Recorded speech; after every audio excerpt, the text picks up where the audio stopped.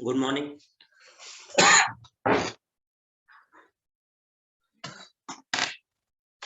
रौनक बेटा तुम उल्टे हो गए हो।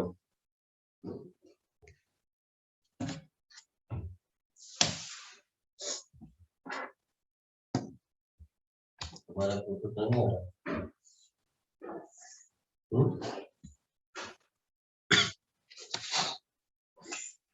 चलिए स्टार्ट करते हैं कल जहां तक हुआ था। ठीक है, कितने लोग जग गए भाई? 19 लोग, बहुत बढ़िया। चलो धीरे धीरे जगेंगे सब।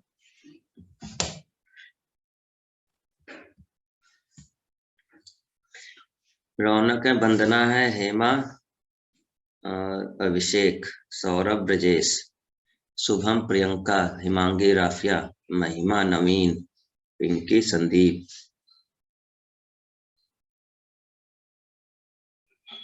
सूरज, प्रिया, हिमतेश और पुष्पा। अच्छा ये लोग ऐड हो गए, वाह भाई वाह, बहुत बहुत कांग्रेचुलेशन आप लोग के लिए। सुबह में उठना ही अपने आप में बड़ा काम है ना। हाँ।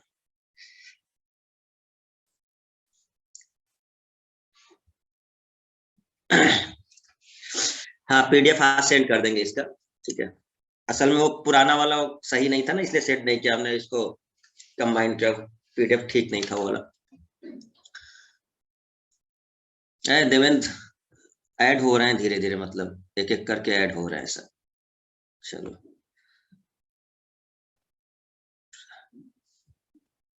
पुष्पा, पुष्पराज, ठीक, बहुत बढ़िया। गाना है ना एक, पता नहीं वो कौन सा गाना, एक नया वाला आया है, बड़ा फेमस चल रहा है, वो अल्लू अर्जुन वाला। शुभम पटेल, देखो हमको रेलवे स्टेशन दिखा रहा है, प्लेटफॉर्म पे घूम रहा है, बहुत सही बेटा। ठीक है, तो यहाँ पर हम लोग देखते हैं कि ट्रिब्यूनल की बात हम लोग कर लिए थे, है ना, और जुडिशियल रिव्यू की बात हमने किया था। बाकी आप नोट्स में पढ़ोगे, बहुत इजी लैंग्वेज है, सब समझ में आ जाएगा। ठीक है, जो समझाए थे वो। और मेन काम काम का हमने बताया था आपके लिए क्या जरूरी है, केवल वो पार्ट है आपको याद रखना है, कौन से संशोधन से वो ऐड हुआ है, कौन सा आर्टिकल ऐड हुआ है, ये सब आपके लिए मेन पॉइंट्स होंगे। आते हैं हम लोग फाइनेंस कमीशन, वित्त आयोग पर। तो वित्त आयोग पर जरा ध्यान देंगे हम लोग। ये जो तीन नाम इधर लिखे हुए हैं ये आपको याद रखने हैं। देखो, अर्ध न्यायिक संस्था वित्त आयोग को कहते हैं। अर्ध न्यायिक उसे बोलते हैं जो पूरी तरह से कोर्ट नहीं है, ठीक है ना, लेकिन कोर्ट के कुछ काम कर लेता है। जैसे कुछ सिविल मामले है ना, तो वो वित्त आयोग देख लेता है। अच्छा, वित्त आयोग क्या करता है? वित्त आयोग एक संस्था है जो केंद्र के और राज्यों के बीच जो करों का बंटवारा होता है, टैक्स का जो बंटवारा चलता है, जैसे सपोज करो कि बहुत सारा, केंद्र के पास तो ज्यादा पावर है ना टैक्स कलेक्शन की, तो केंद्र के पास ज्यादा पावर है, उसके पास ज्यादा टैक्स आता है, लेकिन अब उसमें कुछ हिस्सा राज्यों को भी देना होता है। तो फाइनेंस कमीशन ये तय करता है कि किस तरह से वो डिस्ट्रीब्यूट होगा, जो टैक्स केंद्र कलेक्ट कर रहा है उसमें से कितना परसेंट राज्यों को देना चाहिए, किस तरीके से देना चाहिए। ये काम वित्त आयोग का होता है। वित्त मतलब पैसा, फाइनेंस, ठीक है ना। इनका मेन काम ये है कि वो जो टैक्स वगैरह है उससे सही तरीके से बांटे, जिससे किसी को दिक्कत ना आए कि राज्य कहे कि हमारा पैसा मार लिया आपने। जैसे आज भी देखो बहुत सारे राज्य ये कहते हैं कि जीएसटी जब जाता है तो जीएसटी में कुछ हिस्सा राज्यों का भी रहता है। ठीक है ना, एसजीएसटी होता है तो वो देना पड़ता है। बहुत सारे राज्य कहते हैं ये हमारा हिस्सा तो दिया ही नहीं। तो फाइनेंस कमीशन का यही काम होता है कि ये इन चीजों को ध्यान रखे, और जो भी सलाह देनी है इस मुद्दे पर, टैक्स के बंटवारे से लेकर, वो राष्ट्रपति को ये सलाह देते हैं। जो फाइनेंस कमीशन है ये राष्ट्रपति को सलाह देता है कि देखिए ये इस तरह से ऐसे ऐसे, पूरा रिपोर्ट राष्ट्रपति को ये सबमिट कर देता है। फिर राष्ट्रपति इसको दोनों सदनों में ले जाते हैं, लोकसभा राज्यसभा में। राष्ट्रपति की तरफ से फिर रखा जाता है कि इस बार इस तरह से टैक्स कलेक्शन हुआ था और ऐसा ऐसा है, तो वो पूरा काम ही होता है। तो सीधा सा मतलब ये समझते हैं कि फाइनेंस कमीशन, अभी हम आगे चल के इसकी बात करेंगे कार्य क्या है इसका। अभी आप समझिए कि फाइनेंस कमीशन का जो गठन है ये अनुच्छेद 280, ये पीछे भी हम डिस्कस किए हैं, तो 280 के तहत इसका गठन होता है, ठीक है ना। और संवैधानिक संस्था उसे कहा जाता है जिसका उल्लेख संविधान में है। जिसका उल्लेख संविधान में होता है उसको संवैधानिक संस्था कहा जाता है, कॉन्स्टिट्यूशनल बॉडी। जिसका नहीं उल्लेख है उसे हम लोग वैधानिक टाइप का संस्था बोलते हैं। मतलब जैसे संवैधानिक है ना, तो एक शब्द और आता है वैधानिक। तो वैधानिक संस्था वो होती है जो एक्चुअल में संविधान में उल्लेख नहीं हुआ होगा, लेकिन हमने कुछ कानून बनाकर संसद के द्वारा हमने वो संस्था बनाई होगी, ठीक है ना। जैसे नीति आयोग, ठीक है, नीति आयोग हो गया, योजना आयोग था। अब ये सब कोई कॉन्स्टिट्यूशनल बॉडी नहीं है, संविधान के बाद बनने वाले, संविधान में उल्लेख नहीं था। तो जिनका उल्लेख संविधान में है उनको कहा जाता है कॉन्स्टिट्यूशनल बॉडी। और क्योंकि आप अगर देखो तो आर्टिकल 280 हमें साफ साफ बताता है इसके बारे में। तो पहला पॉइंट जो आपको याद रखना है कि फाइनेंस कमीशन एक कॉन्स्टिट्यूशनल बॉडी है। दूसरा, राष्ट्रपति द्वारा ये बनाया जाता है प्रत्येक 5 वर्ष पर, और आवश्यकता पड़ने पर उससे पहले भी बनाया जा सकता है। तो दूसरा इंपॉर्टेंट पॉइंट, पहला इंपॉर्टेंट पॉइंट कि ये 280 के तहत है, तो ये संवैधानिक संस्था है। दूसरा, ये राष्ट्रपति इसको मतलब इसकी अपॉइंटमेंट जो है वो राष्ट्रपति करते हैं, और वित्त आयोग 5 साल पे बनता है, ठीक है ना। अगला वित्त आयोग जब बनने वाला होता है तो 5 साल के अंदर ही मतलब वो सब चीजें प्रोसेस हो जाती हैं कि नेक्स्ट 5 साल के लिए बनेगा वो। ये एक एडवाइजरी बॉडी है। एडवाइजरी बॉडी हमने इसलिए कहा क्योंकि ये सलाह देती है राष्ट्रपति को, अपनी रिपोर्ट वगैरह जो है वो राष्ट्रपति को पहुंचाती है, और फिर उससे उनसे मतलब ये एक्सपेक्ट किया जाता है कि राष्ट्रपति इनके रिपोर्ट पर उचित एक्शन लेंगे जो भी होगा। लेकिन राष्ट्रपति उसको सीधे सदन के अंदर रखवा देते हैं कि लोकसभा राज्यसभा, कि ठीक है आप लोग देखिए ऐसा ऐसा रिपोर्ट है पूरे साल का, फिर वो लोग अपना जो भी चर्चा करना होता है करते हैं। तो एक एडवाइजरी बॉडी है। तो 3 से 4 पॉइंट आपको मिल गए। पहला, ये एक संवैधानिक संस्था है, कॉन्स्टिट्यूशनल बॉडी। दूसरी, ये एडवाइजरी है, ठीक है। तीसरा, ये अर्ध न्यायिक संस्था है, पूरी तरह से नहीं है, क्योंकि न्यायिक संस्था हमारे कोर्ट होते हैं, न्यायालय होते हैं। तो ये एक अर्ध न्यायिक संस्था है। तीनों पॉइंट आपको याद रखने हैं। संविधान के किस अनुच्छेद में उल्लेख है? 280 में उल्लेख। कौन इसका अपॉइंटमेंट करता है? राष्ट्रपति करते हैं। कितने साल पे? 5 साल पे। पहले वित्त आयोग का जो गठन था 22 नवंबर 1951। अब ये डेट वगैरह थोड़ा याद रखनी है आपको, क्योंकि आपके क्वेश्चन में, आपके पेपर में थोड़े से फैक्ट वगैरह ज्यादा आते हैं, तो डेट वगैरह थोड़ा सा फोकस करिएगा याद करने की, है ना। तो इसमें पहला वित्त आयोग जो है वो कब बना था? तो हम कहेंगे पहला वित्त आयोग 22 नवंबर 1951, संविधान बनने के, अपनाने के कुछ समय बाद, मतलब जब लागू हुआ था 1950 में, तो उसके बाद अगले साल वो हो गया। पहले अध्यक्ष कौन है? केसी नियोगी। ये भी इंपॉर्टेंट पॉइंट है। जो पहला फाइनेंस कमीशन बना था उसके अध्यक्ष कौन थे? केसी नियोगी थे। अब तक भारत में कितने वित्त आयोग बन गए? 15 बन गए। अभी जो चल रहा है ये 15वां वित्त आयोग चल रहा है, रिसेंट में जो है।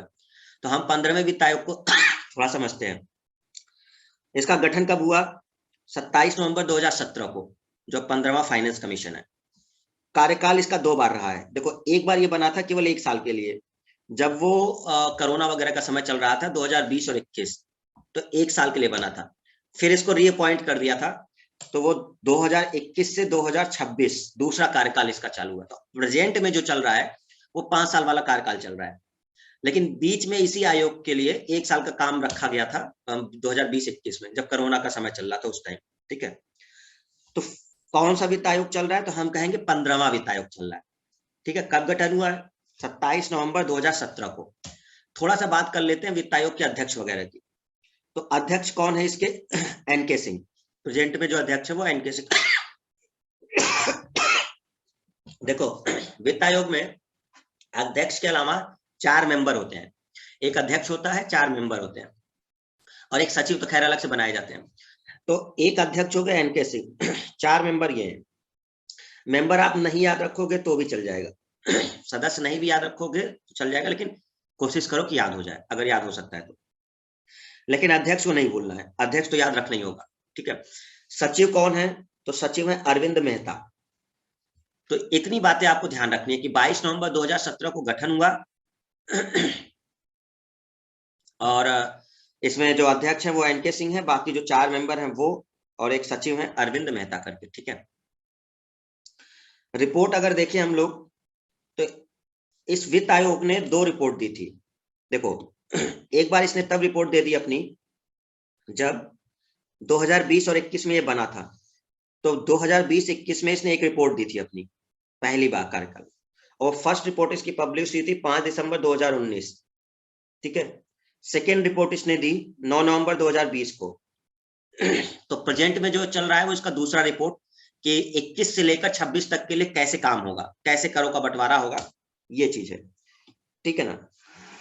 अब इसी को हम देखते हैं कि इन्होंने रिपोर्ट में कहा क्या है।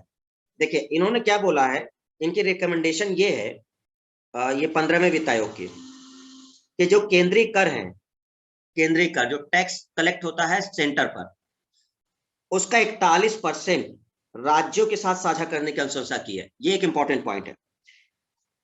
ये क्वेश्चन ऐसे है कि जितना टैक्स कलेक्ट होगा केंद्र के पास, उसका कितने परसेंट राज्यों को देना है। तो जितना भी टैक्स कलेक्ट होगा उसमें से 41% जो है पार्ट उसका, उस टोटल कलेक्शन का, वो राज्यों के साथ देना है। पहले ये 42% था, लेकिन जब जम्मू कश्मीर और लद्दाख बना तो फिर राज्यों को देना था, तो अब वो दोनों क्या बन गए, यूटी बन गए, केंद्र शासित प्रदेश।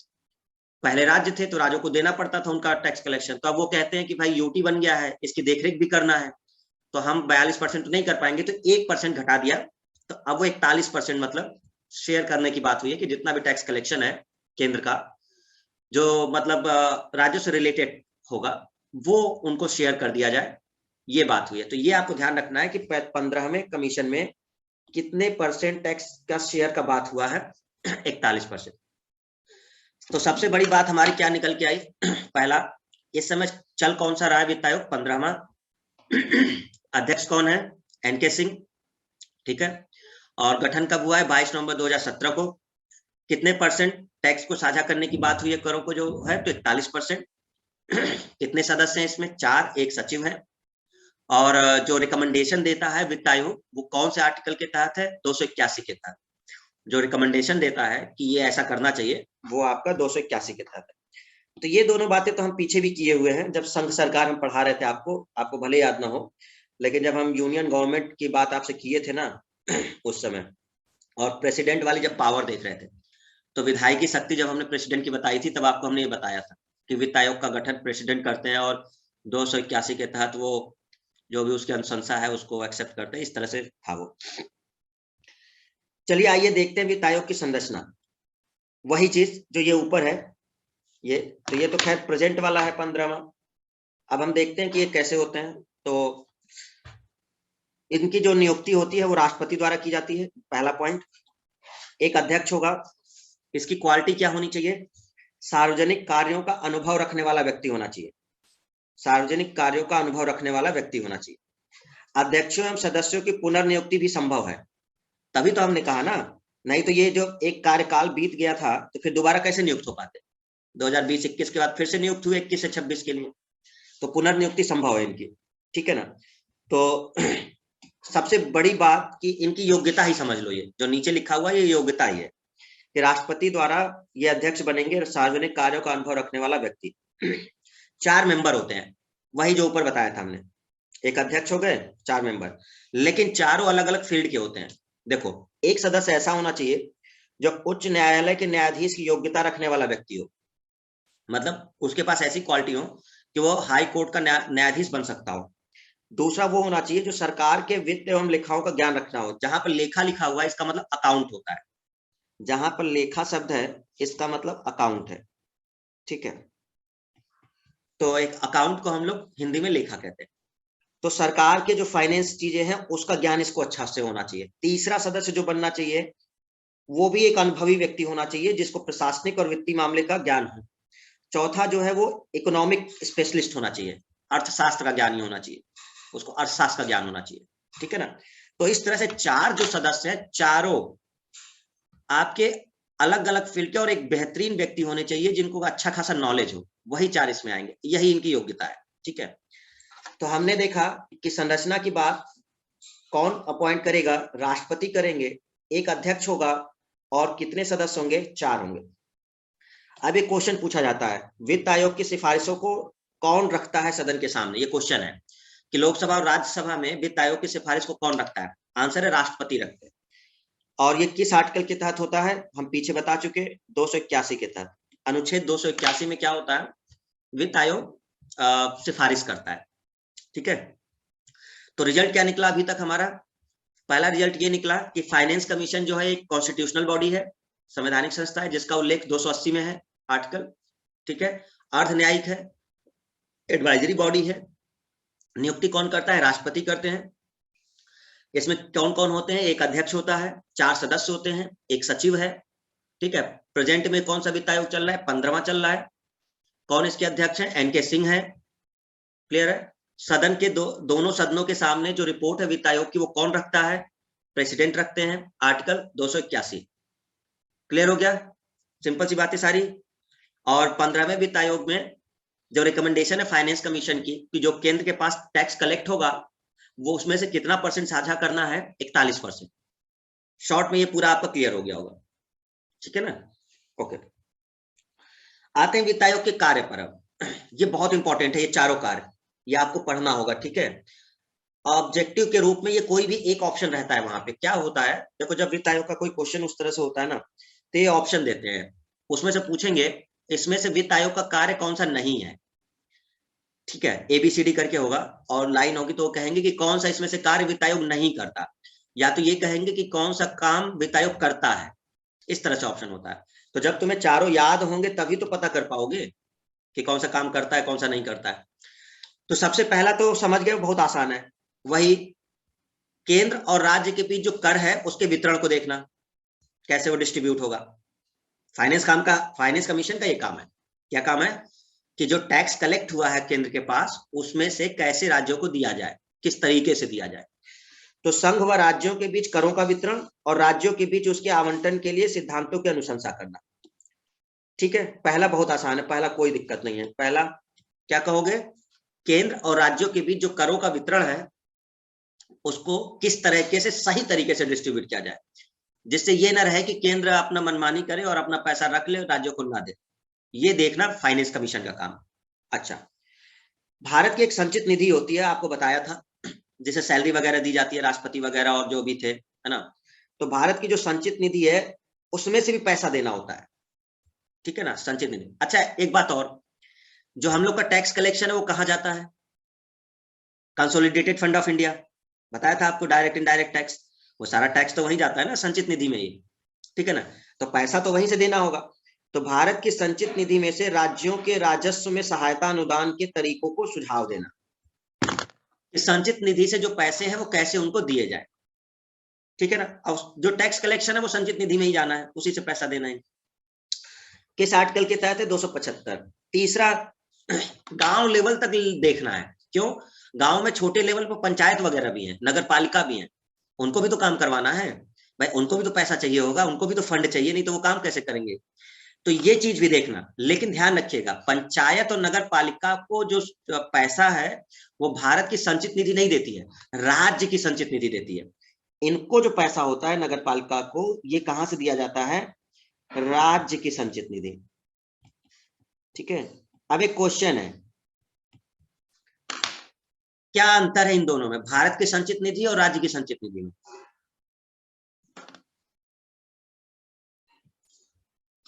राज्य की संचित निधि वो होगी जहां पर राज्य का कलेक्शन आएगा।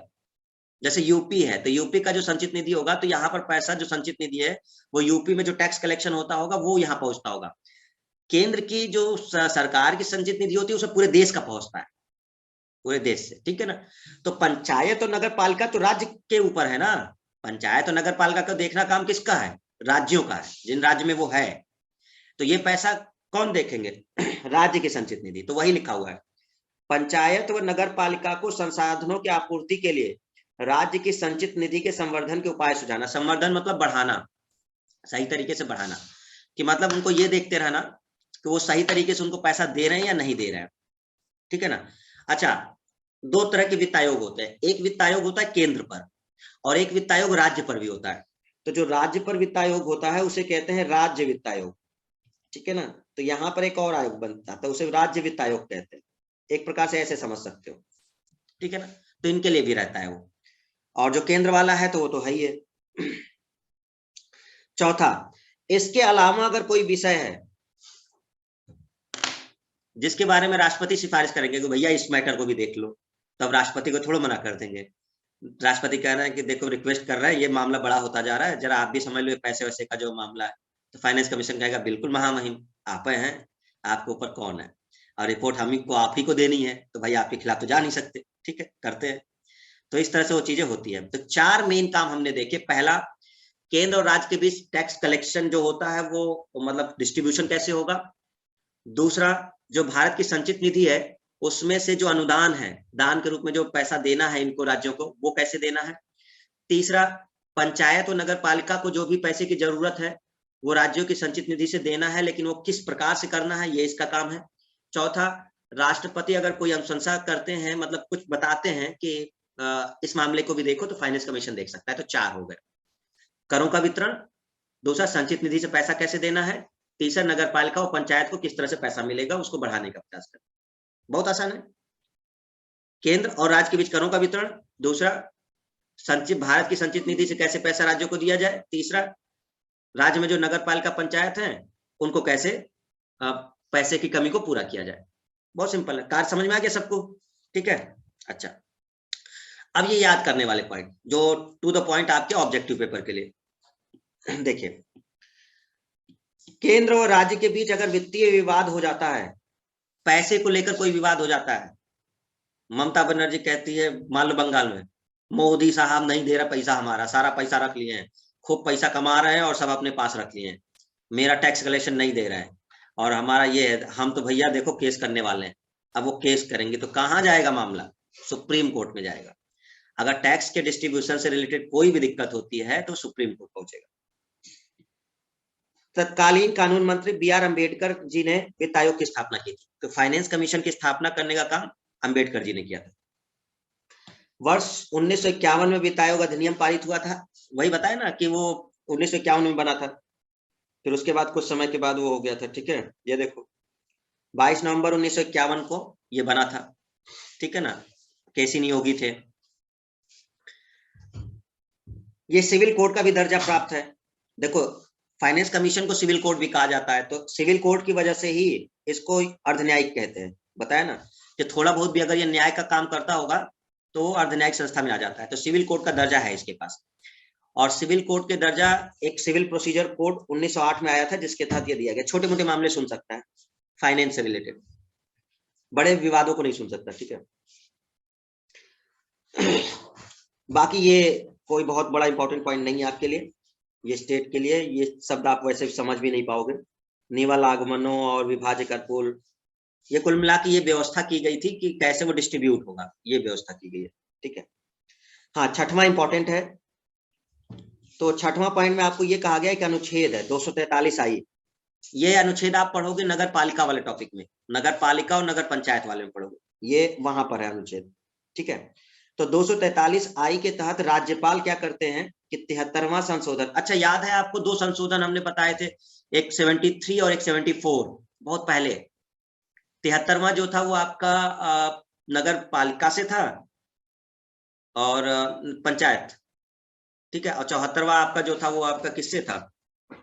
सहकारी समिति या उससे समथिंग, पंचायत से वो था, और फिर 74वां नगर पालिका से था। हाँ, 73वां पंचायत से था, 74वां नगर पालिका से था। तो 73वें संविधान संशोधन 1992 के लागू होने के 1 वर्ष के अंदर, उसके बाद प्रत्येक 5 वर्ष बाद एक वित्त आयोग की स्थापना करेगा, जो कि पंचायतों की वित्तीय स्थिति का पुनर्विलेखन करेगा। मतलब पंचायत के जो गठन की बात हुई है वो इस वाले संशोधन में हुई है, 73वें वाले में, कि इसके तहत पंचायत बनेगी हर राज्य में। ठीक है। और इस संशोधन से पंचायत बनेगी तो पंचायत को पैसा भी तो चाहिए होगा, ये भी तो देखना है कि पंचायत को पैसा भी चाहिए। तो अब वो पैसा जो है उसके लिए आपको एक वित्त आयोग का गठन किया जाएगा राज्य में।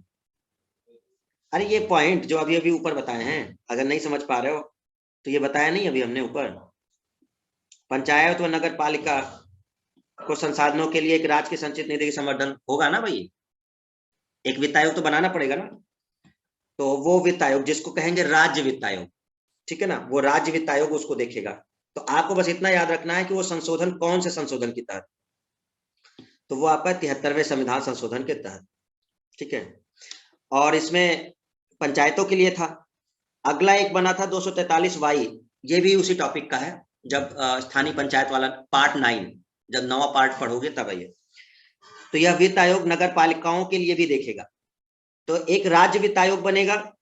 ठीक है, वो राज्य वित्त आयोग दोनों के लिए देखेगा। मतलब ऐसे समझो एक बनेगा राज्य वित्त आयोग, ठीक है, और ये राज्य वित्त आयोग दोनों की कमियों को पूरा करेगा, पंचायत और नगर पालिका।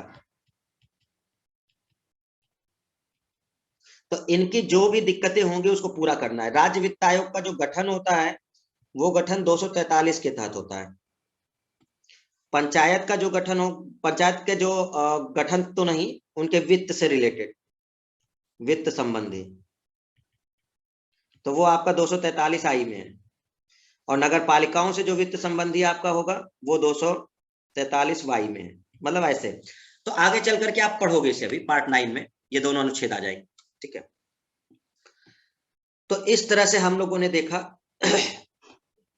कि राज्य पर भी एक वित्त आयोग होता है, अनुच्छेद 243 के तहत। ध्यान रखिए, ये हमने बताया था आपको, केंद्र पर भी एक होता है और राज्य पर भी होता है।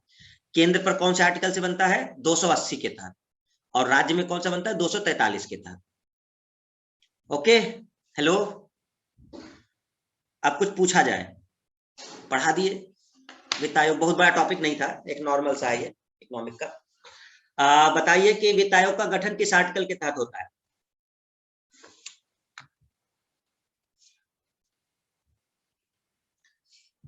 वीडियो ओपन करो तुम लोग, सब लोग। तुमसे अच्छे तो वो नए बैच वाले सब हैं, बिल्कुल एकदम अटेंटिव रहते हैं वीडियो ओपन करके। तुम लोग ना जैसे पुराने होते जा रहे हो सब वही। आर्टिकल 280। 15वें वित्त आयोग के अध्यक्ष कौन है? 15वें वित्त आयोग के अध्यक्ष कौन है?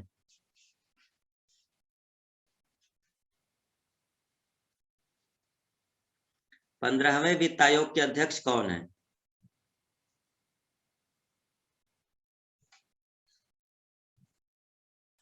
एनके सिंह। केपी सिंह नहीं है, एनके सिंह है। केपी सिंह नहीं है भाई, एनके सिंह है, ठीक है, नाम ना बदल दो उनका, एनके सिंह है, ठीक है। और हाँ, 15वें वित्त आयोग के अध्यक्ष। अच्छा, वित्त आयोग में कितने मेंबर, मतलब कितने सदस्य होते हैं अध्यक्ष को छोड़कर? 4, ठीक है। 15वें वित्त आयोग में कितने % की अनुशंसा की गई है कि राज्यों को डिस्ट्रीब्यूट करना चाहिए, जितना मतलब टोटल कलेक्शन जो होता है उसका कितने % मतलब बांटना चाहिए? 41। वित्त आयोग संवैधानिक संस्था है, कॉन्स्टिट्यूशनल बॉडी है, या फिर वैधानिक संस्था है? स्टेट्यूटरी, वैधानिक को स्टेट्यूटरी कहते, तो कॉन्स्टिट्यूशनल बॉडी है। ओके, ठीक है। और ये वित्त आयोग अपनी रिपोर्ट किसको सौंपता है? वित्त आयोग अपनी रिपोर्ट किसको सौंपता है? प्रेसिडेंट को, ठीक है, प्रेसिडेंट को। जो सदस्यों का अपॉइंटमेंट है या अध्यक्ष का अपॉइंटमेंट है फाइनेंस कमीशन के, उसका अपॉइंटमेंट कौन करता है? प्रेसिडेंट ही करते हैं। सदन के दोनों सदनों में रिपोर्ट को रखने का काम कौन करता है? प्रेसिडेंट ही करते हैं। वाह, बहुत बढ़िया, ठीक है। जब पहला फाइनेंस कमीशन बना था उसका अध्यक्ष कौन था? उसका अध्यक्ष जो पहला फाइनेंस कमीशन बना था, भूल गए होगे? अरे याद है भाई, बहुत बढ़िया। सुबह सुबह दिमाग काफी तेज काम कर रहा है? केसी नियोगी, ठीक, केसी नियोगी। कब बना था पहला जो बना था, वो कब बना था? 1951 काफी है, सफिशियंट है 1951, मतलब डेट अगर नहीं भी याद आती है तो ठीक, ठीक है। जो 15वां है वो कब बना है? 2017, 2017 में बना था। हाँ, पिंकी, वंदना, राफिया, इम्तियाज सिंह।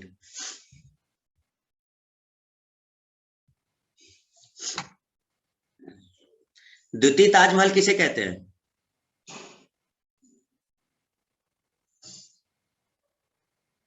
राफिया से हमें नाम याद आ गया, द्वितीय ताजमहल का उसी के नाम पर है। लेकिन थोड़ा सा शब्द अलग है।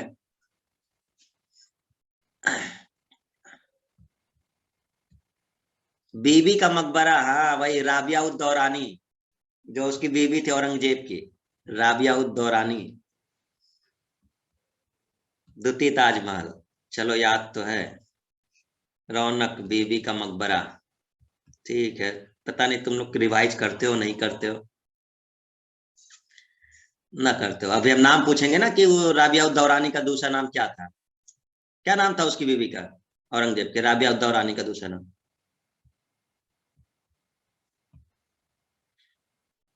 तुम ना पढ़ना, तुम लोग हैं बिल्कुल ना पढ़ना। पिंकी यादव, बहुत सही। दिलरस बानो बेगम, अरे एकदम करेक्ट आंसर है भैया, पढ़ने वाले लोग हैं। बेगम जी, भैया सब बेगम हैं, समझ गए ना। बेगम जी मतलब सब जितनी है वो सब बेगम ही है। तो चलिए, फाइनेंस कमीशन कंप्लीट हुआ। ओके, आई होप कि फाइनेंस कमीशन आपको क्लियर हो गया। जो चीजें हैं, अब कोई डाउट आपको इसमें उतना नहीं होना चाहिए। आप ऑब्जेक्टिव क्वेश्चन लगाइए, चीजें आपसे बनने लगेंगी। जो चार इसके फंक्शन है वो अपना ध्यान रखना है कि राज्य और केंद्र के बीच करों का डिस्ट्रीब्यूशन है, संचित निधि से जो पैसा देना है वो, और तीसरा जो नगर पालिका और पंचायत के लिए जो भी करना है राज्य वित्त आयोग के लिए वो। और राज्य वित्त आयोग का गठन किसके तहत होता है, ये भी टाइप कर दो जल्दी से। राज्य वित्त आयोग, स्टेट फाइनेंस कमीशन कौन से आर्टिकल के तहत है? स्टेट फाइनेंस कमीशन का गठन कौन से आर्टिकल के तहत है? 243। Very good. अगर कोई विवाद होता है केंद्र और राज्य के बीच तो उसका निपटारा कौन करेगा? कोई विवाद होता है तो उसका निपटारा कौन करेगा? सुप्रीम कोर्ट करेगा। ठीक, सुप्रीम कोर्ट में एक आर्टिकल पढ़ाए थे, आप भूल गए होंगे। एक आर्टिकल है 131, उस 131 में ही ये सब मामले हैं, 131 में, उसी के तहत ये सब डिफाइन है, तो वहां पर जा सकते हैं। ठीक है, योजना आयोग, नीति आयोग की बात करते हैं। चलो अगला आयोग देखते हैं, योजना आयोग। ठीक है, तो आप लोग को पता होगा स्टूडेंट कि पहले जो था वो योजना आयोग था, प्लानिंग कमीशन, अब नीति आयोग है। ठीक है ना, तो पहले आपका प्लानिंग कमीशन था और अब वो नीति आयोग बन गया है। थोड़ी सी बात करेंगे योजना आयोग की, पीछे की छोटी मोटी जो उसकी हिस्ट्री है। देखिए, जहां पर संविधानेतर संस्था लिखा होता है, इसका मतलब है कि संविधान में इसका उल्लेख नहीं है। इसका मतलब यह है कि संविधान में इसका उल्लेख नहीं है, क्योंकि अगर ये संविधान में उल्लेख होता तो इसको कहते संवैधानिक संस्था। तो ये संविधान के किसी अनुच्छेद में इसका डिस्क्रिप्शन नहीं है। इसका गठन कैसे हुआ? तो संघीय मंत्रिपरिषद द्वारा एक विशेष प्रस्ताव पारित करके संसद में एक प्रस्ताव लाया गया कि हमें इस तरह का एक आयोग चाहिए। और क्योंकि हमारे संविधान में कुछ डिस्क्राइब नहीं था, तो जो मंत्रिपरिषद थी, केंद्र की मंत्रिपरिषद, प्राइम मिनिस्टर वाली, वो लोग एक रिजोल्यूशन लेकर आए संसद में कि ऐसा एक आयोग बना दीजिए। उसी के तहत ये बना था। और कब बना था? 15 मार्च 1950 को योजना आयोग बन गया। इसकी बात हो रही है, योजना आयोग की। ठीक है, इसी के तहत अगर इधर देखोगे नीति आयोग कब हुआ, तो अब जो है ना, योजना आयोग को खत्म कर दिया गया है और नीति नाम का एक आयोग बनाया गया है, NITI। तो योजना आयोग की जगह, इसकी जगह अब ये खत्म है, इसकी जगह नीति आयोग है। कब बना है? 1 जनवरी 2015 को। आपको याद होगा कि 2014 में जब 15 अगस्त 2014 था, तो उस समय प्राइम मिनिस्टर जो थे हमारे, वो घोषणा किए थे उसी समय, 15 अगस्त को ही किए थे कि अब हमारी एक नई संस्था होगी जो प्लानिंग कमीशन का स्थान लेगी, नीति आयोग। तो 2014 में घोषणा किए थे और 2015 में उसका गठन हो गया। तो 1 जनवरी 2015 में नीति आयोग का गठन कर दिया गया था। ये भी वैसे ही हुआ, संघीय मंत्रिपरिषद द्वारा एक विशेष प्रस्ताव से योजना आयोग की जगह, मतलब ये भी कॉन्स्टिट्यूशन में नहीं था। तो आज योजना आयोग, प्लानिंग कमीशन की जगह कौन सी संस्था है? तो हम कहेंगे आज प्लानिंग कमीशन की जगह नीति आयोग है। ठीक है ना, दोनों में वही काम था। इसका जो अध्यक्ष होता था वो प्रधानमंत्री होता था, और यहां पर भी जो अध्यक्ष है वो प्रधानमंत्री है। यहाँ के जो उपाध्यक्ष है वो, और यहाँ पर भी हैं उपाध्यक्ष, राजीव कुमार है अभी के, आगे हम लोग देखेंगे। तो यहाँ पर भी एक उपाध्यक्ष होंगे। ठीक है ना, तो ये अभी हम आगे बताएंगे वर्तमान में। ठीक, अच्छा, कोई बता सकता है कि उस समय जब योजना आयोग बना था 15 मार्च 1950 को, तो उसका अध्यक्ष कौन रहा होगा? कौन प्राइम मिनिस्टर था उस समय? जो प्राइम मिनिस्टर रहे होंगे वही रहे होंगे। तो जब ये संस्था बनी होगी योजना आयोग प्लानिंग कमीशन, तो उस समय कौन रहा था? पंडित जवाहरलाल नेहरू। ठीक है, तो जो भी प्राइम मिनिस्टर होते हैं वही उसके अध्यक्ष होते हैं। ठीक है, जो भी रहेगा उस समय। तो अच्छा, इसका मेन काम क्या था? आप लोग को अब वो चीज पढ़नी नहीं पड़ती, पहले ये पढ़ाया जाता था। पंचवर्षीय योजना हर 5 साल के लिए बना करता था, पंचवर्षीय योजना बोलते थे उसको, 5 ईयर प्लान। तो वो यही करता था, योजना आयोग बनाया करता था। ठीक है ना, अब तो खत्म ही हो गया वो, तो अब नीति आयोग देख रहा है उसे। तो पंचवर्षीय योजनाओं का निर्माण करना था। योजना आयोग का अंत किसने किया? नरेंद्र मोदी द्वारा। तो जो प्राइम मिनिस्टर है उन्होंने इसका अंत कर दिया, क्योंकि इन्होंने घोषणा की थी। ठीक है ना, तो अंत हो गया। और इसका मेन काम क्या था? तो पंचवर्षीय योजना वगैरह बनाना, आर्थिक नियोजन। कहाँ से लिया गया था ये योजना आयोग? यूएसएसआर, जो अब रूस हो गया है, क्योंकि विघटित होकर के अब प्रेजेंट में देखोगे तो ये अलग हो चुका है। और रूस तो हम लोग कहते हैं कि रूस से लिया गया प्रेजेंट में अगर कहें तो, लेकिन उस समय रूस नहीं था, यूएसएसआर कहलाता था पूरा एक सम। तो ये कुछ हिस्ट्री है प्लानिंग कमीशन की। ठीक है ना, कि जो प्लानिंग कमीशन था, बस इससे ज्यादा आपको अपने लिए नहीं पढ़ना। पढ़ना चाहो तो अपना टाइम रहे तो पढ़ते रहना, बट जितनी जरूरी चीजें हैं वो हमने इंक्लूड कर लिए। कि जो संविधानेतर संस्था है ये, क्योंकि संविधान में उल्लेख नहीं है, एडवाइस देने का काम होता है। इसका गठन कब हुआ था? 15 मार्च 1950। संघीय मंत्रिपरिषद ने एक विशेष रेजोल्यूशन ला किया था। पदेनाध्यक्ष प्रधानमंत्री, जो कि पंडित जवाहरलाल नेहरू थे। प्रथम उपाध्यक्ष कौन थे? गुलजारी लाल नंदा। ठीक है, मुख्य काम क्या था इसका? पंचवर्षीय योजनाओं का निर्माण करना। और योजना आयोग का अंत रिसेंट में हुआ है, क्योंकि इसी के बाद होकर के फिर अगला बना है। और पंचवर्षीय योजना कहां से लिया गया था? तो यूएसएसआर से। चलो आते हैं नीति आयोग पर। यह भी संविधानेतर संस्था है, संविधान में उल्लेख नहीं है। नीति आयोग का गठन 1 जनवरी 2015 को किया गया। क्लियर? वही संसद में प्रस्ताव लाकर ये योजना आयोग की जगह लेगा।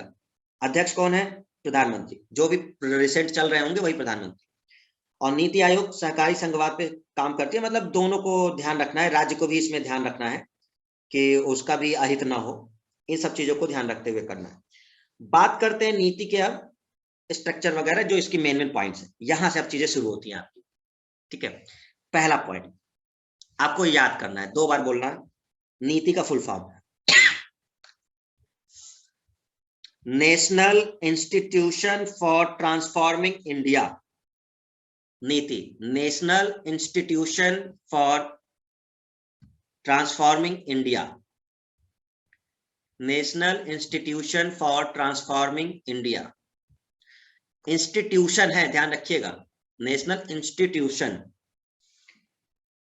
For transforming India. चलिए, ये बहुत सारे लोग होते हैं इनमें, बहुत सारे लोग होते हैं। देखते हैं कौन कौन है, एक बार हम लोग कम से कम पढ़ने की कोशिश करते हैं। एक अध्यक्ष होते हैं नीति आयोग में, और अध्यक्ष वही प्रधानमंत्री जो है। ठीक है, एक होते हैं उपाध्यक्ष। ठीक है, उपाध्यक्ष प्रधानमंत्री द्वारा नियुक्त होते हैं, और इनके पास ठीक वही दर्जा होता है जो एक कैबिनेट मंत्री होता है। जैसे पीएम के साथ एक कैबिनेट मंत्री होते हैं ना, कैबिनेट मिनिस्टर, तो इन्हीं के बराबर दर्जा है इनका। मतलब एक प्रकार से कैबिनेट मिनिस्टर ही होते हैं उपाध्यक्ष। ठीक है, सदस्य पूर्णकालिक बनते हैं और राज्य मंत्री के समकक्ष होते हैं। देखिए, अगर हम पीएम की परिषद की बात करें तो पीएम होते थे, कैबिनेट होते थे, और फिर यहाँ पर एक होते थे स्टेट मिनिस्टर, और स्टेट मिनिस्टर के बाद एक हुआ करते थे डिप्टी मिनिस्टर हुआ करते थे, और एक हुआ करता था सचिव, पार्लियामेंट्री सचिव। ये पीएम की परिषद हुआ करती थी। आप अगर भूल गए हो तो आपको याद दिला दें कि जो संघीय परिषद बना करती थी उसमें इतने लोग हुआ करते थे। तो पीएम तो अध्यक्ष ही हैं, मतलब उन्हीं के बराबर है। ठीक है, और जो उपाध्यक्ष हैं वो इनके द्वारा नियुक्त होंगे, और कैबिनेट मंत्री का दर्जा रहता है इनके पास। सदस्य जो होते हैं, वो जो सदस्य आप देखेंगे तो पूर्णकालिक, मतलब बीच में नहीं हटाए जाते, पूर्णकालिक है। और राज्य मंत्री पद के समकक्ष, वो स्टेट मिनिस्टर के बराबर होते हैं। जो स्टेट मिनिस्टर जिस तरह होता है उस तरह वो भी होते हैं। अच्छा, ये याद रखना है, ये मतलब छोड़ मत देना इसको कि समझ में नहीं आ रहा है समथिंग। ये क्वेश्चन बनता है, उपाध्यक्ष की जो रैंक होती है वो किस मिनिस्टर के बराबर होती है, ये क्वेश्चन बनता है ऑब्जेक्टिव में। तो जो नीति आयोग का उपाध्यक्ष होता है वो कैबिनेट मिनिस्टर के बराबर होता है। जो सदस्य होते हैं वो किसके बराबर होते हैं? वो स्टेट मिनिस्टर के बराबर होते हैं। ये सब क्वेश्चन याद रखने हैं। ठीक है, और यहाँ पर जो आपका मेन पॉइंट है, अंशकालिक सदस्य कुछ बनते हैं थोड़े समय के लिए, 2 सदस्य कुछ समय के लिए बनते हैं, पूर्णकालिक नहीं होते हैं। ये विश्वविद्यालय या रिसर्च संस्थानों से लिए जाते हैं। पदेन अध्यक्ष प्रधानमंत्री द्वारा नामित केंद्रीय मंत्रिपरिषद से अधिकतम 4 सदस्य यहां से लिए जाते हैं, मतलब मंत्रिपरिषद से। तो इन मंत्रिपरिषद से भी 4 लोगों को ले लिया जाता है। ठीक है। जो अधिकारी होता है मुख्य कार्यकारी, ये प्रधानमंत्री द्वारा नियुक्त होता है और भारत सरकार के सचिव पद के समकक्ष होता है। तो ये जो कार्यकारी जो काम देखता है मेनली उसका पूरे नीति आयोग के उसमें, तो वो सचिव जो होता है उस पद के समकक्ष है। कुछ आमंत्रित सदस्य होते हैं, ये प्रधानमंत्री खुद मतलब नामित करते हैं, अलग अलग फील्ड के लोगों के जो विशेषज्ञ होते हैं उनको भी नियुक्त करते हैं। इनके जो गवर्निंग काउंसिल होती है ये बहुत इंपॉर्टेंट है। ये भले आप चीजों को 1-2 ऊपर वाले छोड़ सकते हो, लेकिन ये बहुत इंपॉर्टेंट है। ठीक है, गवर्निंग काउंसिल, ये आपको ध्यान रखना है, इसको याद कर लेना। ठीक है ना। देखो 2-3 चीजें तो भूलना नहीं है, हम बता देते हैं, मान लो कभी कोई दिक्कत आए तो। एक ये अध्यक्ष और उपाध्यक्ष, ये 2 हमेशा याद रखने हैं। ठीक है ना, अध्यक्ष और उपाध्यक्ष ऑलवेज। एक ये गवर्निंग काउंसिल, ये याद रखनी है। ठीक है ना। इस गवर्निंग काउंसिल में कौन कौन होते हैं? तो सभी राज्यों के मुख्यमंत्री होते हैं, सभी राज्यों के मुख्यमंत्री होते हैं, जितने भी राज्य 28 उनके जो सीएम होते हैं वो इसकी काउंसिल में होते हैं, गवर्निंग काउंसिल में। विधायकों वाले केंद्र शासित प्रदेशों दिल्ली और पुदुचेरी के मुख्यमंत्री भी होते हैं। अब देखो, क्योंकि ये राज्यों की बात की थी तो अब यूटीज की तो बात हुई नहीं थी, लेकिन अब क्या हुआ कि 2 जो है दिल्ली और पुदुचेरी, इसके सीएम इसमें होंगे, मतलब केजरीवाल जी भी होंगे, और जो पुदुचेरी के सीएम होंगे वो भी होंगे इसमें सदस्य। इसके अलावा अन्य यूटी के प्रशासक भी इसके मेंबर होते हैं। ये इंपॉर्टेंट है, क्वेश्चन ऐसे बनता है, नीति आयोग के गवर्निंग काउंसिल में कौन होता है? तो आप कहेंगे कि नीति आयोग के गवर्निंग काउंसिल में सभी राज्यों के मुख्यमंत्री होते हैं, इवन जो केंद्र शासित प्रदेश है उनके मुख्यमंत्री और प्रशासक, वो सब लोग होते हैं। ठीक है ना। ये एक पॉइंट आप क्यों ध्यान रखना है, क्योंकि क्षेत्रीय परिषदें जो होती है लोकल लेवल पर, उसकी बैठक की अध्यक्षता पीएम नहीं करते। जनरली क्या होता है कि इन सब की अध्यक्षता नीति आयोग की और पीएम करते हैं, प्रधानमंत्री। लेकिन क्षेत्रीय परिषद की बैठक की अध्यक्षता उपाध्यक्ष करते हैं। ठीक है ना। और इसमें सीएम और यूटीज के उपराज्यपाल शामिल होते हैं। हेलो हेलो, सो गए का? सो गए? अच्छा, लगे हो सब? तो जो गवर्निंग काउंसिल है उसमें कौन कौन होता है? सीएम होते हैं सभी राज्यों के, और जो दिल्ली और पुदुचेरी है वहां के सीएम है, और बाकी यूटीज के प्रशासक है, एडमिनिस्ट्रेटर। ठीक है। जो क्षेत्रीय परिषद होती है उसमें सीएम होते हैं और यूटीज के उपराज्यपाल होते हैं। तो 3-4 पॉइंट जो आपको ध्यान रखना है, एक ये अध्यक्ष याद रख लो, उपाध्यक्ष जो इनके द्वारा नियुक्त होते हैं, और बाकी गवर्निंग काउंसिल और ये। ठीक है। थोड़ा सा हम बता देते हैं अभी प्रेजेंट का। देखो नीति आयोग के जो वर्तमान अध्यक्ष हैं वो प्रधानमंत्री आप समझिएगा कि जो होंगे। ठीक है, इस प्रेजेंट में ये होंगे।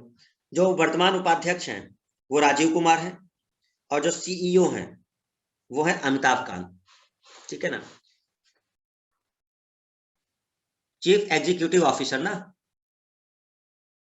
तो सीईओ, तो वो जो है वो अमिताभ कांत है। तो ये 3 नाम याद रखते हैं। नीति आयोग के अध्यक्ष कौन? प्रधानमंत्री। नीति आयोग के उपाध्यक्ष कौन? राजीव कुमार है, और सीईओ कौन है? अमिताभ कांत है। ठीक है ना। अच्छा, योजना आयोग, या क्या हुआ था कि देखो नीति आयोग की बात कर रहे हैं, लेकिन नीति आयोग से पहले तो योजना आयोग की सहायता के लिए, इसकी सहायता के लिए, तो योजना आयोग की सहायता के लिए एक और परिषद बनी थी, उसका नाम था राष्ट्रीय विकास परिषद, एनडीसी बोलते हैं इसे, शॉर्ट में बोलते हैं एनडीसी। तो अगर क्वेश्चन आता है कि एनडीसी एक्चुअल में किस लिए बनी थी, तो जो योजना आयोग जब 1951 में बना था, तो वो जो पंचवर्षीय योजना लाएगी, पंचवर्षीय योजना करेगी, उसी को इम्प्लीमेंट करवाना था, कैसे वो कैसे चलेगा आगे। तो वो राष्ट्रीय विकास परिषद का गठन हुआ था। तो हम कहेंगे कि योजना आयोग की सहायता के लिए एक और परिषद का गठन हुआ था जिसको बोलते हैं राष्ट्रीय विकास परिषद, एनडीसी। ठीक है, बहुत इंपॉर्टेंट पॉइंट है एनडीसी का, यह अभी भी चल रहा है एनडीसी अभी भी है, ठीक है। योजना आयोग भले नीति आयोग में बदल गया है, लेकिन एनडीसी है अभी, ठीक है। तो राष्ट्रीय विकास परिषद। और आप देखिए कि कब गठन हुआ है, 6 अगस्त 1952। योजना आयोग का 1951 में हुआ था, है ना। योजना आयोग का 1951 में हुआ था, ऊपर हमने देखा था, ये देखो 15 मार्च 1950 में। तो 15 मार्च 1950 में इसका गठन हो गया था, ठीक है। और उसी के कुछ समय बाद ही 1952 में एनडीसी का गठन हुआ। तो एनडीसी क्यों बनाई गई थी? हेल्प करने के लिए। किसकी हेल्प? योजना आयोग की। कौन कौन होता है एनडीसी में? प्रधानमंत्री होते हैं एनडीसी के अध्यक्ष, सभी यूनियन मिनिस्टर होते हैं, जितने इनके मंत्रिमंडल में मिनिस्टर हैं, home minister, health minister, education minister, defence minister, सब होते हैं, जितने होते हैं सब होते हैं इसमें। सभी राज्यों के चीफ मिनिस्टर भी होते हैं, यूनियन टेरिटरी के सभी प्रशासक होते हैं, नीति आयोग के सदस्य। अरे तो बचा कौन? सब तो हो गए, सीधे कह दो सब होते हैं, बचा कहाँ कोई? भाई पीएम भी हो ही गए, उनका मंत्रिमंडल भी हो गया, सभी राज्यों के सीएम भी हो गए, केंद्र शासित प्रदेश के प्रशासक भी हो गए, और नीति आयोग के जो सदस्य हैं वो भी हो गए। तो बचा कौन? सबके सब तो शामिल है इसमें। तो एनडीसी में सब रहते हैं, ठीक है।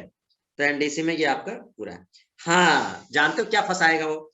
यहाँ पर वो आपको देगा क्षेत्रीय परिषद ऑप्शन में, एक ऑप्शन देगा और कहेगा कि इसमें से कौन इसमें नहीं होता है। अब जल्दीबाजी में आप ये भी टिक कर दोगे, क्षेत्रीय परिषद एनडीसी में नहीं होता है। क्षेत्रीय परिषद किसमें होता है? ऊपर यहां जब बताए थे, नीति आयोग में होता है क्षेत्रीय परिषद। क्लियर हो गया? तो यहाँ पर क्षेत्रीय परिषद नहीं होता, बस ये ध्यान रखना है कि यहाँ पर क्षेत्रीय परिषद नहीं होती, लोकल लेवल की बॉडी नहीं होती, मेन होती है एनडीसी, ठीक है। और जो योजना आयोग का सचिव होता है वही एनडीसी का भी सचिव है, जो योजना आयोग का सचिव होता है वही एनडीसी का सचिव होता है, ठीक है। योजना आयोग तथा राज्य सरकारों के बीच समन्वयकर्ता का काम कौन करता था? तो एनडीसी करती थी, ठीक है ना। चलिए, अब अगर हम देखें यहाँ पर योजना आयोग के काम, तो पढ़ लेना, एक लाइन है अपना, पढ़ते रहना। सहकारी संघवाद स्थापित करना, राज्यों की सक्रिय सहभागिता को बढ़ाना, शैक्षिक शोध संस्थानों के बीच साझेदारी को प्रोत्साहित करना, केंद्र व राज्यों को प्रासंगिक तकनीकी सलाह देना, ठीक है। दीर्घकालीन योजना निर्माण, उसमें समय अनुसार परिवर्तन करना, सरकार के सभी स्तरों पर ज्ञान तथा रणनीतिक विशेष ज्ञान प्रदान करना। मतलब ये योजना आयोग का काम था। तो अब इसको पढ़ लीजिएगा एक एक करके, उसमें बहुत ज्यादा कुछ नहीं है। हाँ, इसकी संरचना जो है ना वो ध्यान रखना है आपको, और जो एनडीसी वाला काम है वो भी आपको पढ़ना होगा। नीति आयोग द्वारा बनाई गई राष्ट्रीय योजना पर विचार करना, जो एनडीसी का काम है। राष्ट्रीय विकास को प्रभावित करने वाले सामाजिक और आर्थिक प्रश्नों पर विचार करना, ठीक है ना। तो ये सब चीजें हैं। तो पहला फोकस आपका ये होगा, आप इसके बेसिक इंफॉर्मेशन को जानेंगे। बेसिक इंफॉर्मेशन मतलब 3 संस्थाओं के लिए हमने आपको बताया नाम, पता है कौन कौन बता दिया? हमने एक आपको बताया प्लानिंग कमीशन, योजना आयोग, दूसरा हमने आपको बता दिया नीति आयोग, और तीसरा हमने आपको बता दिया एनडीसी। हमने 3 आयोग बताए आपको अभी, ठीक है ना। तो इनके बेसिक स्ट्रक्चर को जानना आपको सबसे पहला काम है। जैसे कि योजना आयोग का अध्यक्ष कौन होता है? तो योजना आयोग का अध्यक्ष कौन होता है? पीएम होते हैं। जो उपाध्यक्ष होते हैं उनको कौन नियुक्त करता है? पीएम करते हैं। जो उपाध्यक्ष की रैंक है वो किस मिनिस्टर के बराबर होती है? कैबिनेट मिनिस्टर के बराबर होती है। क्लियर है? योजना आयोग की इस तरह से जो चीजें थी वो, उसके बाद अब आते हैं तो उसी तरह से हमारा नीति आयोग भी था, क्योंकि योजना आयोग में जो प्रावधान थे वैसे ही करके नीति आयोग में किया गया। तो नीति आयोग का अध्यक्ष कौन है? पीएम है। उपाध्यक्ष कौन नियुक्त करता है? पीएम करते हैं। किसके बराबर दर्जा है? कैबिनेट मिनिस्टर के बराबर दर्जा है। नीति का फुल फॉर्म क्या है? National institution for transforming India, यही है? यस, वही है, ठीक है। एनडीसी का फुल फॉर्म क्या है? National development council. National development council, NDC का क्या नाम है? National development council. क्यों बनाया गया था एनडीसी? योजना आयोग की सहायता के लिए, कि वो एक समन्वयकर्ता की तरह काम करे केंद्र और उनके बीच, ठीक है। National development council. योजना आयोग की स्थापना कौन से साल में हुई है? योजना आयोग की स्थापना कब हुई थी? 1950 में। ठीक है। नीति आयोग की कब हुई? 1 जनवरी 2015। ठीक। और एनडीसी की कब हुई? 1952। ठीक है। नीति आयोग के गवर्निंग काउंसिल में कौन होता है? तो नीति आयोग की गवर्निंग काउंसिल में सभी राज्यों के मुख्यमंत्री होते हैं। ठीक है ना। और दिल्ली पुदुचेरी के जो सीएम है वो रहते हैं, यूटीज के प्रशासक रहते हैं, है ना। ठीक है। नेशनल एनडीसी में कौन कौन होता है? पीएम होते हैं, सभी मंत्रिमंडल के सदस्य होते हैं, मंत्रिमंडल के राज्यों के सीएम होते हैं, नीति आयोग के सदस्य होते हैं, यूटीज के प्रशासक होते हैं, लेकिन क्षेत्रीय परिषद इसमें नहीं होती है। लेकिन नीति आयोग में क्षेत्रीय परिषद होती है। नीति आयोग में क्षेत्रीय परिषद होती है, इसमें नहीं होती है। ठीक है ना, ये आपको ध्यान रखना। तो मेन पॉइंट यही है, पढ़ते रहिएगा, लेकिन थोड़ा सा उन बातों पे ज्यादा फोकस किया जाता है जो इंपॉर्टेंट होते हैं, मतलब जो क्वेश्चन बन सकते हैं। ठीक है ना। तो आप लोग के लिए फैक्ट वाले क्वेश्चन ज्यादा बनते हैं, तो थोड़ा सा फैक्ट को फोकस करते रहना। हम आपसे पूछना चाहते हैं, नीति आयोग कॉन्स्टिट्यूशनल बॉडी है या फिर स्टेटूटरी बॉडी है? स्टेटूटरी, वे स्टेटूटरी बोलते हैं वैधानिक, मतलब जो उल्लेख नहीं है। आप बताएंगे नीति आयोग कॉन्स्टिट्यूशनल बॉडी है या फिर स्टेटूटरी है? एक गधे हो तुम लोग, कहो हाँ, बिना सीन के दोनों गधे हो सब।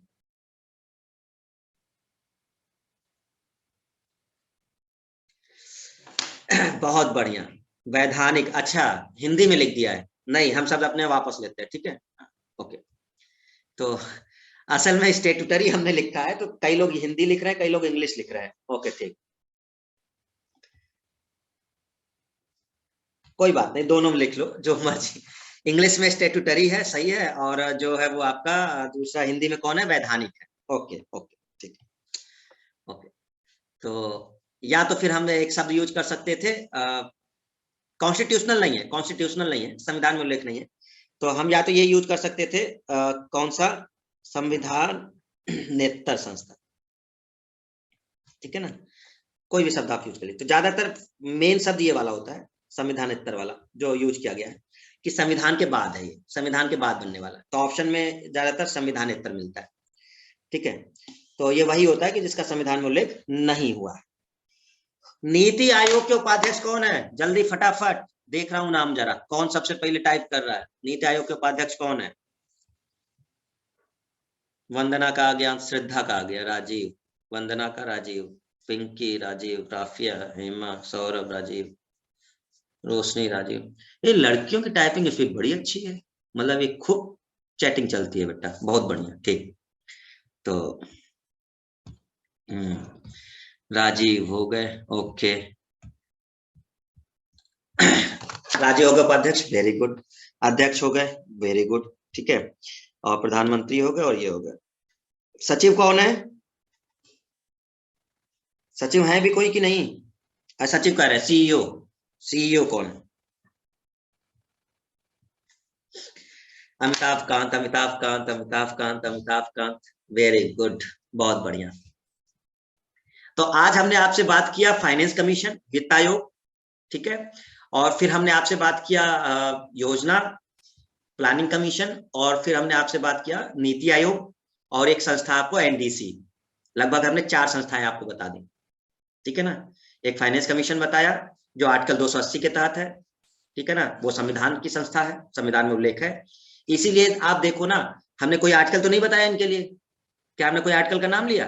नहीं लिया ना, जब उल्लेख ही नहीं है तो कहां से बता दें, जबकि हमारा उसमें उल्लेख है फाइनेंस कमीशन में, तो वो है वहां पर। ठीक है।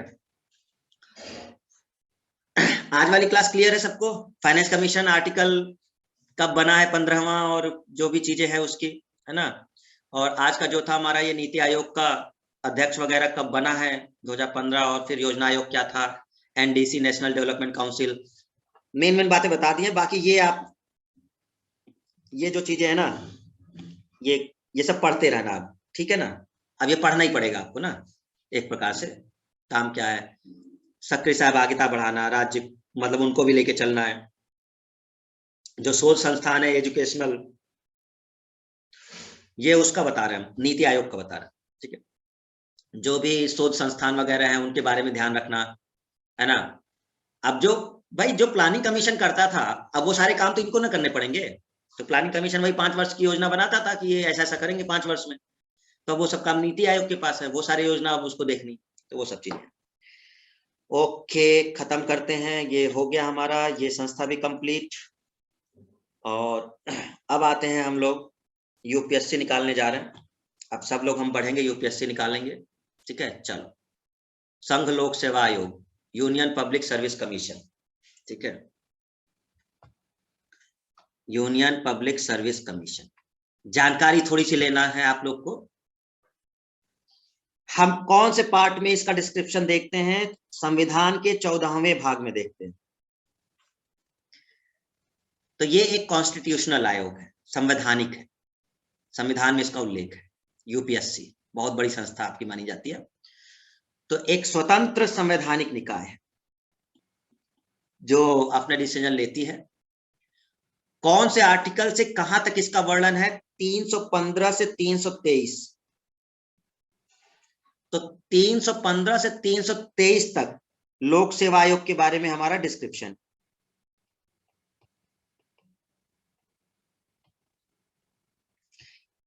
अब लोक सेवा आयोग भी दो प्रकार से है, एक होता है संघ पर और एक होता है राज्य पर।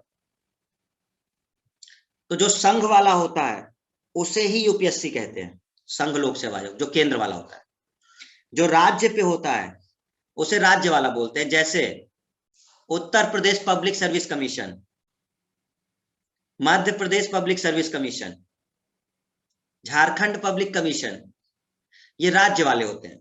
तो लोक सेवा आयोग तो आपके एक संघ वाला होता है जिसे यूपीएससी जाना जाता है, जो पूरे देश लेवल का है, और हर राज्य का अपना अपना अपना होता है। अगर हमें इनके डिस्क्रिप्शन देखने हैं तो हमें अनुच्छेद 315 से 323 को पढ़ना होगा, और यहां से यहां तक इनके बारे में डिस्क्रिप्शन दिया गया।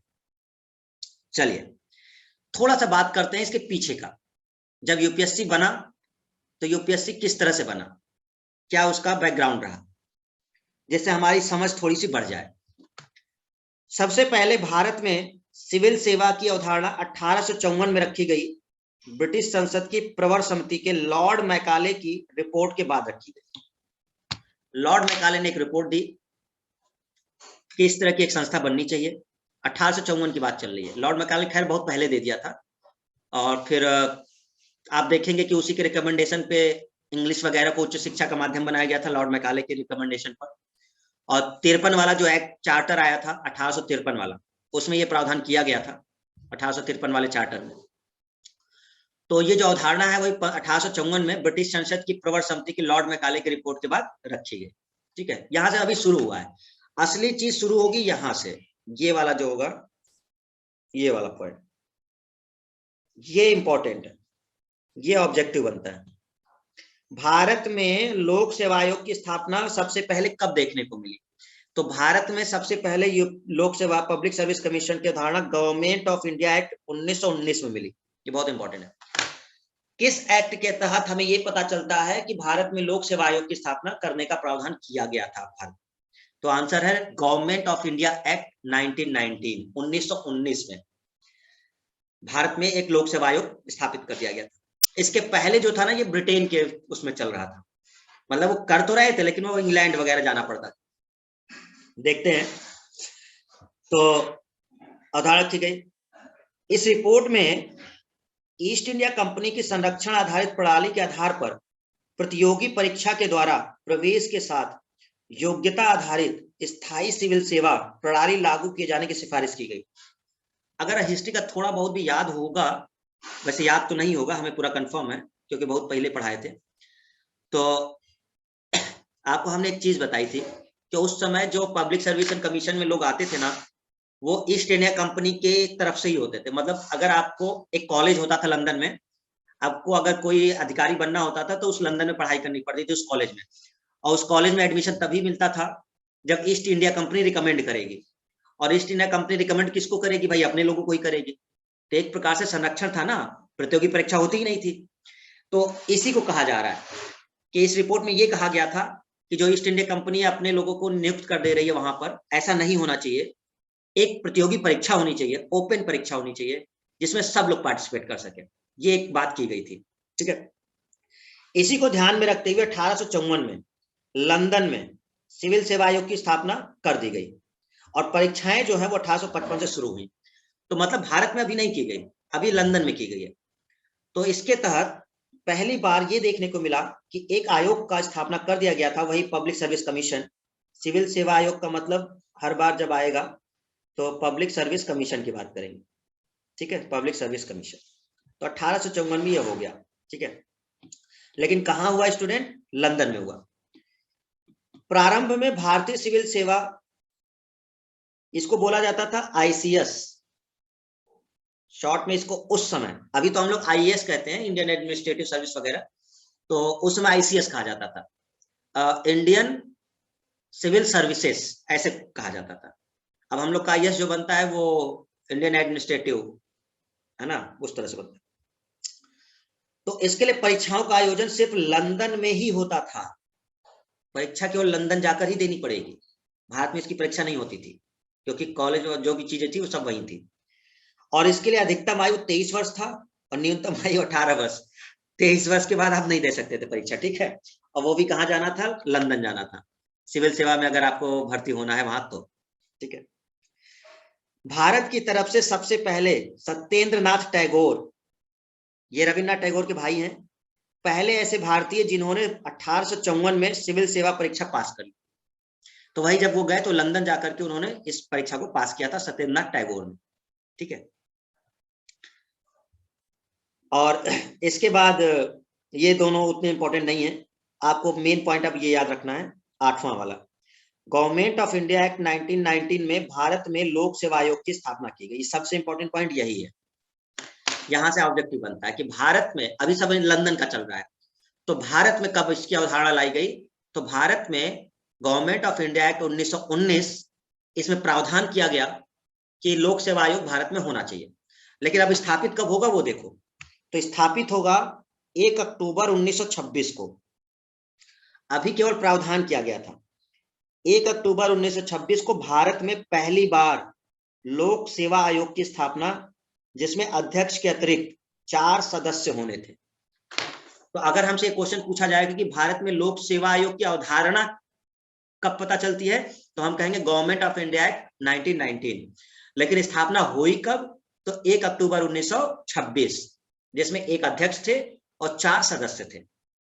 पहले अध्यक्ष कौन थे? Ross Barker. तो इसके लोक सेवा आयोग के अध्यक्ष कौन थे? पहले रॉस बारकर थे, ठीक है ना। और इस तरह से कई सारी चीजें। अच्छा, सबसे बड़ी बात, सबसे पहले इलाहाबाद में, यहीं से शुरू हुआ है। सोचो जरा, पूरे देश में इलाहाबाद में परीक्षा का आयोजन किया गया था। तो सबसे पहले इलाहाबाद और उसके बाद फिर दिल्ली। सबसे पहले इलाहाबाद में और उसके बाद फेडरल लोक सेवा आयोग की स्थापना के साथ ही दिल्ली में भी परीक्षाएं शुरू हो गई। गवर्नमेंट ऑफ इंडिया एक्ट 1935 में इसका उल्लेख है, फेडरल लोक सेवा आयोग का। तो इलाहाबाद और दिल्ली 2 जगह में देखने को मिला, ठीक है। तो सबसे पहले हमें कहां देखने को मिला? इलाहाबाद, ठीक है।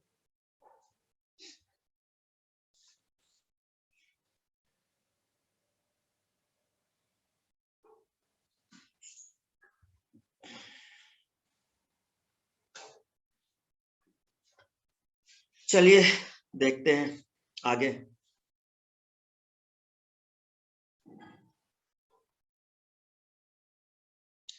छब्बीस जनवरी 1950 जब हमारा संविधान लागू हो गया, इस दिन भारत के संविधान के प्रारंभ के साथ ही संविधान के अनुच्छेद 378 के आधार पर फेडरल लोक सेवा आयोग को ही संघ लोक सेवा आयोग कहा जाने लगा। ये जो था ना, इसको देखो जरा ध्यान से, 12वां पॉइंट। जब परीक्षा हुई तो एक आयोग बनाया गया था, फेडरल लोक सेवा आयोग, एक नाम दिया गया था। ये दिल्ली में बनाया गया फेडरल लोक सेवा आयोग। दिल्ली में बनाया गया, और गवर्नमेंट ऑफ इंडिया 1935 के बाद। तो संविधान लागू होने से पहले हम उसको फेडरल बोलते थे, फेडरल लोक सेवा आयोग। और जैसे ही संविधान बन गया, लागू हो गया, सब हो गया, तो उसके बाद हमने नाम बदल दिया इसका, फेडरल शब्द हटा दिया और हमने इसको कहा संघ लोक सेवा आयोग। तो इस तरह से यूपीएससी का नाम हमें देखने को मिला। और ये गवर्नमेंट ऑफ इंडिया एक्ट 1935 के तहत ये बनाया गया था। और जब हम लोग का संविधान लागू नहीं हुआ था तो उससे पहले हम लोग फेडरल के नाम से जान रहे थे, और जैसे ही हमारा ये संविधान लागू हो गया तो उसके साथ ही हमने इसका नाम क्या देखा, यूपीएससी का, संघ लोक सेवा आयोग। क्लियर हुआ सबको? तो दो, एक सबसे important government of India act 1919 जिसके तहत यह अवधारणा रखी गई और 1926 में स्थापना हो गई। और 1935 का जो गवर्नमेंट एक्ट है, इसके तहत दिल्ली में एक फेडरल लोक सेवा आयोग की स्थापना की गई जिसको संघ लोक सेवा आयोग कहा गया। ये अनुच्छेद हैं जिनके बारे में आपको पढ़ना होगा। कहा था ना कि कौन कौन से अनुच्छेद में है ये, 315 से 323 है। तो अब एक एक में क्या क्या लिखा हुआ है देखो, एक बार हम लोग पढ़ लेते हैं, चीजें क्लियर होंगी। अनुच्छेद 315 क्या कहता है, संघ और राज्यों के लिए लोक सेवा आयोग होगा। मतलब एक संघ लेवल पर होगा, केंद्र पर, जिसको यूपीएससी, और राज्यों के मतलब होगा जो स्टेट पर होगा, जैसे Uttar Pradesh public service commission, Jharkhand, Madhya Pradesh, सब राज्यों में होगा। तो गठन की बात हमारी कौन से अनुच्छेद में हुई है, 315 में हुई। 316 में क्या बात हुई है, लोक सेवा आयोग के सदस्यों की नियुक्ति और उनकी अवधि, कार्यकाल कितना रहेगा, इसके बारे में 316 में बात हुई। 317 में क्या बात हुई है, लोक सेवा आयोग के किसी सदस्य का हटाया जाना और निलंबित किया जाना, मतलब उनको हटाएंगे कैसे, ये बात 317 में हुई है। 318 में क्या हुई है, आयोग के सदस्यों की सेवा की शर्तों के बारे में नियम बनाने की शक्ति है। सर्विस कब तक करेंगे, कैसे करेंगे, और क्या किस दायरे में रहकर करना है, ये सब। 319, आयोग के सदस्यों द्वारा ऐसे सदस्य न रहने पर पद धारण करने के संबंध में प्रतिषेध। मतलब मान लो यूपीएससी के सदस्य रिटायर हो गए, ठीक है, अब वो चाहते हैं कि हम किसी सरकारी नौकरी में चले जाएं वहां से होने के लिए, तो इस संबंध में कुछ नियम है कि ये लोग कोई दूसरा पद ले पाएंगे कि नहीं ले पाएंगे, ये सब बताया गया। नहीं ले सकते, संघ लोक सेवा आयोग है ना, तो अगर उसका अध्यक्ष रिटायर होता है तो वो फिर मतलब उस पर नहीं जाते हैं, किसी और पद पे वो नहीं जा सकते। हाँ, सदस्य जो होते हैं वो सदस्य जा सकते हैं, लेकिन वो अध्यक्ष के पद पे जा सकते हैं उसी लोक सेवा आयोग या समथिंग में। बाकी सरकारी किसी उसमें नहीं जा पाएंगे लोग। तो ये सब जो चीजें हैं वो बात होती है 319 में। 320 में इनके कार्य हैं, जो लोक सेवा आयोग है ये काम क्या करते हैं, वर्क क्या है इनका, वो 320 में डिफाइन है। 321 में लोक सेवा आयोग के कृत्यों का विस्तार, अगर जरूरत पड़ी तो हम इनके कार्य क्षेत्र को बढ़ा सकते हैं, ये डिस्क्रिप्शन है। 322 लोक सेवा आयोग के व्यय, खर्चे, जो इनके खर्चे हैं वो खर्चे कौन देगा, संचित निधि देती है, इनके खर्चे वगैरह सब वो संचित निधि से आता है, ठीक है। तो ये खर्चे वगैरह के बारे में जो डिस्क्रिप्शन है वो आपका यहाँ पर। अच्छा, अनुच्छेद 323 क्या कहता है, लोक सेवा आयोग के प्रतिवेदन, रिपोर्ट, ये जो रिपोर्ट तैयार करते हैं उन रिपोर्ट के बारे में डिस्कशन, तो 323 में है, ठीक है ना। तो ये आर्टिकल आपको पढ़ना होगा, ये आर्टिकल आपको आते हैं क्वेश्चन, ये डायरेक्ट पूछ सकते हैं कि लोक सेवा से रिलेटेड जो खर्चे होते हैं, व्यय होते हैं, वो किस आर्टिकल में है, ठीक है। जो इनके सदस्यों के कार्यकाल है वो कौन से आर्टिकल के तहत है, और संघ लोक सेवा आयोग या राष्ट्र लोक सेवा आयोग के जो बनने की प्रोसेस है, गठन का प्रोसेस है, वो कौन सा आर्टिकल बताता है हमें, ठीक है ना। और इनके जो हटाने की प्रक्रिया है वो कौन से आर्टिकल में है। तो 315 से लेकर 323 तक ये सबसे आपके इंपॉर्टेंट है पॉइंट, ठीक है। एक लास्ट पॉइंट आज का देख लेते हैं बस, इसमें होते कौन कौन लोग हैं समझिएगा। एक अध्यक्ष होता है, ठीक है, सदस्य होते हैं, सदस्यों की संख्या बढ़ सकती है, रिक्वायरमेंट पे होता है, 9, 10, 11 तक जा सकते हैं। तो जनरली प्रेजेंट में देखें तो 9 है, ठीक है। तो आयोग की संरचना अगर है तो एक अध्यक्ष होते हैं, सदस्य होते हैं। अच्छा, इनको 10 वर्ष के कार्य का अनुभव होना चाहिए, सरकार के अधीन किसी भी विभाग में काम किए हो, अच्छा खासा अनुभव हो 10 वर्ष का कम से कम, तभी वो सदस्य बनते हैं, ठीक है। इसके अलावा अध्यक्ष तथा सदस्यों की नियुक्ति राष्ट्रपति करते हैं, ये ध्यान रखना है। कार्यकाल कितना होता है इनका, 6 वर्ष या 65 वर्ष की आयु, जो भी पहले हो। तो इनका कार्यकाल जो होता है ना सदस्यों का और अध्यक्ष 6 साल का होता है, ठीक है। लेकिन अगर वो 65 वर्ष की आयु पूरी कर लेते हैं तो वो हट जाएंगे। ये इनको कैसे हटाया जा सकता है, केवल उच्चतम न्यायालय की सलाह के बाद ही हटा सकते हैं, राष्ट्रपति सीधे नहीं हटा सकते। अगर राष्ट्रपति चाहे भी तो डायरेक्ट नहीं हटा सकते। क्या करना होता है कि पहले जिसको भी हटाना होता है तो ये सुप्रीम कोर्ट को बताएंगे कि देखिए ये जो है जरा आप इसकी जांच करिए कि क्या इनके ऊपर जो आरोप लगा है वो सब कुछ सही है या नहीं। तो सुप्रीम कोर्ट फिर एक कमेटी बनाती है या वो उसकी जांच करवाती है और जांच के बाद वो राष्ट्रपति को रिपोर्ट भेजती है। तो राष्ट्रपति फिर उसको उसको देखते हुए फिर उसको हटाते हैं। ठीक है ना। तो जनरली ये राष्ट्रपति उच्चतम न्यायालय के जो रिपोर्ट होती है उसकी जांच के बाद ही ऐसा काम करते हैं। वर्तमान अध्यक्ष कौन है? प्रदीप कुमार जोशी है। तो लोक सेवा आयोग या संघ लोक सेवा आयोग जो है हमारा यूपीएससी, तो उसके जो अध्यक्ष इस समय वो आपके हैं प्रदीप कुमार जोशी हैं। ठीक है ना। तो ये एक छोटे छोटे पॉइंट है जो हमने देखा। ठीक है, आगे की बात हम लोग कल करेंगे, आज के लिए इतना ही रखते हैं। ठीक है ना, क्योंकि काफी ज्यादा हो जाएगा तो फिर दिक्कत होगी आपको। तो हमने यहाँ से मेन पॉइंट आपके संघ लोक सेवा आयोग के बारे में देखा। ठीक है ना। कौन से संविधान के कौन से पार्ट में डिस्क्रिप्शन है स्टूडेंट? तो ये 14वें भाग में है। कहां से कहां तक आर्टिकल है? 315 से 323 तक है। कैसी बॉडी है? स्वतंत्र संवैधानिक निकाय है। ठीक है ना। और कब हमें इसको देखने की मिली स्थापना की व्यवस्था करने की? तो गवर्नमेंट ऑफ इंडिया एक्ट से। स्थापना कब हो गई? तो 1926 में लोक सेवा आयोग की। लेकिन संघ लोक सेवा आयोग की यूपीएससी की कब स्थापना हुई? तो वो आपकी हुई आपके ये वाला फेडरल वाला 1935 के तहत, जिसको बाद में यूपीएससी के नाम से जाने लगा। देखो, लोक सेवा आयोग, कंफ्यूजन मत क्रिएट करना। लोक सेवा आयोग और इसके अंदर हैं दो, संघ लोक सेवा आयोग और राज्य। तो जो संघ लोक सेवा आयोग होता है उसे यूपीएससी कहते हैं और जो राज्य में होते हैं उसे स्टेट वाला कहते हैं, स्टेट पीएससी। ठीक है, तो ज्यादातर नाम लोक सेवा आयोग एक है, उसमें से यूपीएससी है जो केंद्र लेवल वाला होता है। ठीक है, तो उसी की बात हम कर रहे हैं, फेडरल वाला। आज के लिए इतने रखते हैं। तो बताएं, संघ लोक सेवा आयोग के सदस्यों की नियुक्ति कौन करता है? फटाफट। संघ लोक सेवा आयोग के सदस्यों की नियुक्ति कौन करता है? प्रेसिडेंट करते हैं, प्रेसिडेंट करते हैं, प्रेसिडेंट करते हैं, प्रेसिडेंट करते हैं। वेरी गुड, बहुत बढ़िया। ठीक, तो आप रिवाइज कर लीजिएगा, मैं अभी इसको आपको व्हाट्सएप कर देता हूँ। ठीक है, और आप लोग जरा इसको रिवाइज कर लेंगे अपना जो पढ़े हैं।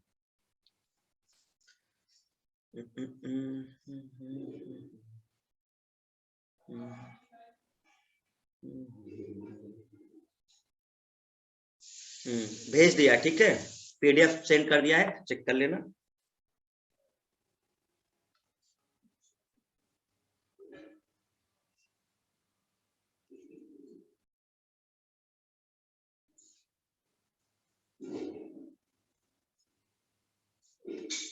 चलो बस आज के लिए इतना ही, कल फिर वापस मिलेंगे। Thank you everyone.